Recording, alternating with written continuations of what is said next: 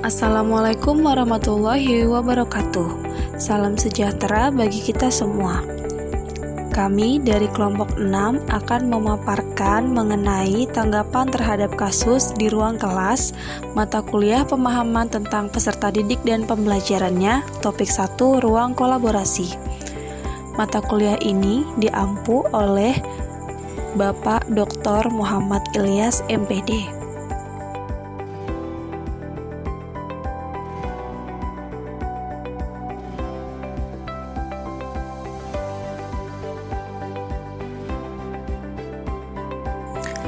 Pada kasus 1, bayangkan jika Anda adalah seorang guru matematika di kelas 7. Saat ini Anda hendak menyampaikan materi mengenai matematika sosial, yakni mencari nilai rata-rata atau min. Untuk memudahkan peserta didik dalam memahami pembelajaran, Anda mencoba untuk membuat urutan atau langkah-langkah yang perlu diikuti oleh peserta didik agar dapat mencari nilai rata-rata pada sebuah soal. Anda meminta kepada peserta didik untuk mengerjakan soal yang Anda berikan. Hasilnya, peserta didik mampu mengerjakan dengan benar, sesuai dengan langkah yang telah Anda siapkan.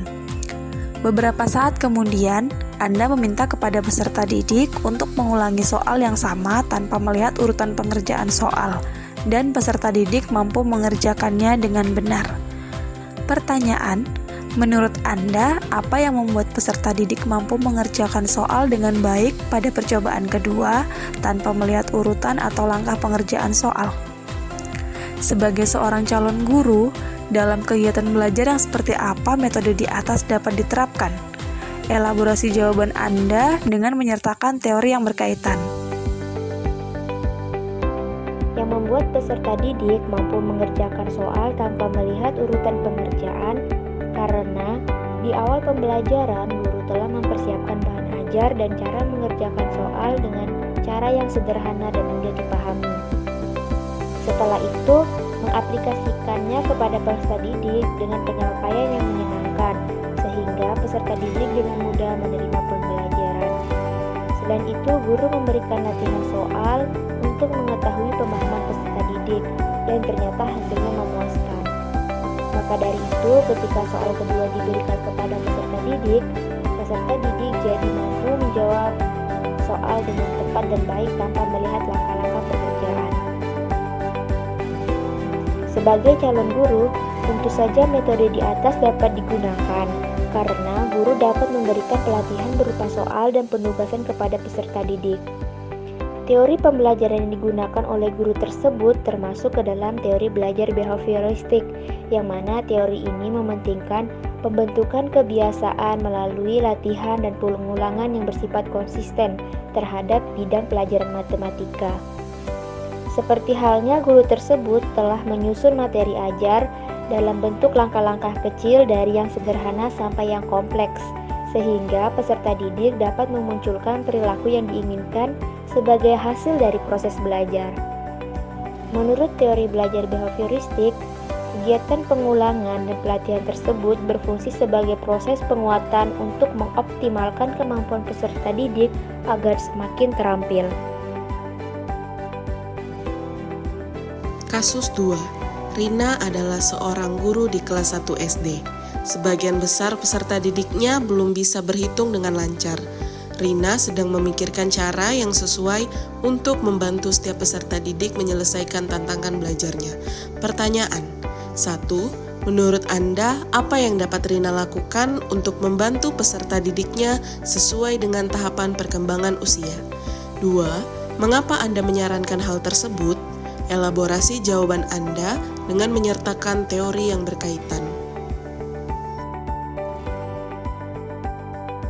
Cara belajar yang sesuai dengan usia peserta didik kelas 1 SD yaitu belajar mengenal angka dan huruf yang dimulai dengan pengenalan angka dan huruf dalam kehidupan sehari-hari peserta didik. Lalu menggunakan benda-benda konkret seperti mainan, contohnya kancing yang telah didesain dengan angka-angka. Cara tersebut diberikan secara berulang-ulang hingga peserta didik mampu memahami. Setelah peserta didik berhasil mengenal angka, guru dapat memberikan pujian atau dorongan bagi peserta didik agar peserta didik merasa termotivasi untuk belajar.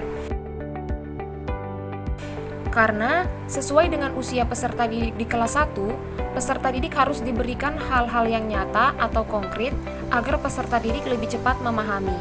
Hal ini diperkuat sesuai dengan teori yang dikemukakan oleh Sumantri dalam Fatma Kaulani dan kawan-kawan. Fase kanak-kanak tengah, anak memiliki kemampuan dasar berhitung, menulis, serta membaca. Pada aspek kognisi merupakan perkembangan yang berhubungan dengan kemampuan kognitif yang dimiliki oleh anak, yakni kemampuan untuk berpikir dan memecahkan masalah. Untuk itu, guru hendaknya dapat membangun suasana belajar yang konkret bagi anak sebagai guna memudahkan anak dalam berpikir logis serta dapat memecahkan masalah. Kasus 3. Made adalah seorang guru yang mengajar di salah satu sekolah negeri wilayah Bali. Ia mengampu mata pelajaran bahasa Indonesia. Ia hendak mengajarkan materi teks deskripsi kepada peserta didiknya.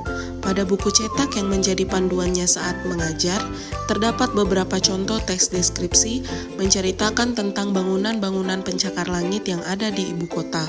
Dengan memperhatikan latar belakang setiap peserta didik, Made pun mencoba untuk memberikan contoh berbeda. Ia memberikan contoh teks deskripsi tentang pantai dan makanan khas di Bali.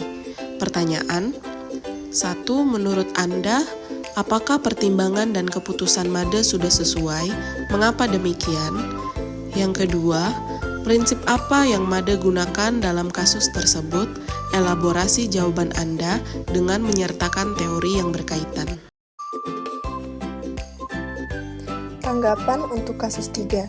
Pertimbangan dan keputusan yang diambil oleh Made untuk memberikan contoh teks deskripsi tentang pantai dan makanan khas di Bali kepada peserta didiknya sudah sesuai, karena Made sudah mempertimbangkan latar belakang peserta didik yang berbeda-beda. Dalam hal ini, Made menggunakan prinsip konteks dan relevansi. Dalam konteks ini, Made mempertimbangkan latar belakang peserta didiknya yang berada di Bali, yang sudah pasti tidak semuanya berasal dari kota, sehingga teks deskripsi menceritakan tentang bangunan-bangunan pencakar langit yang ada di ibu kota tidak cocok bagi sebagian peserta didik. Dengan memberikan contoh teks deskripsi tentang pantai dan makanan khas di Bali, Made dapat membuat pembelajaran lebih relevan dan menarik bagi peserta didiknya. Ini juga dapat meningkatkan pemahaman mereka terhadap materi dan membuat mereka lebih terlibat dalam proses pembelajaran. Dengan demikian, Made menggunakan pendekatan yang sesuai dengan prinsip konteks dan relevansi dalam pengajaran, yang bertujuan untuk membuat pembelajaran lebih relevan dengan kehidupan sehari-hari peserta didik. Kesimpulan, setelah memberikan tanggapan terhadap kasus di ruang kelas, kami dapat menarik kesimpulan bahwa guru perlu memahami strategi belajar yang sesuai untuk memberikan pengalaman belajar di kelas dan untuk membantu peserta didik mencapai perubahan perilaku sebagai hasil dan proses pembelajaran yang dilakukan. Untuk itu, sebagai calon guru, hendaknya kita mempelajari berbagai teori belajar dan teori perkembangan peserta didik agar kita mampu mengenal lebih dalam bahwa setiap peserta didik adalah individu yang unik. Sehingga pengetahuan ini dapat membantu kita sebagai pendidik untuk mengelola kelas serta memberikan pengajaran yang terbaik. Sekian presentasi dari kelompok kami akhiri. Terima kasih atas perhatiannya. Mohon maaf jika terdapat banyak kekurangan. Assalamualaikum warahmatullahi wabarakatuh.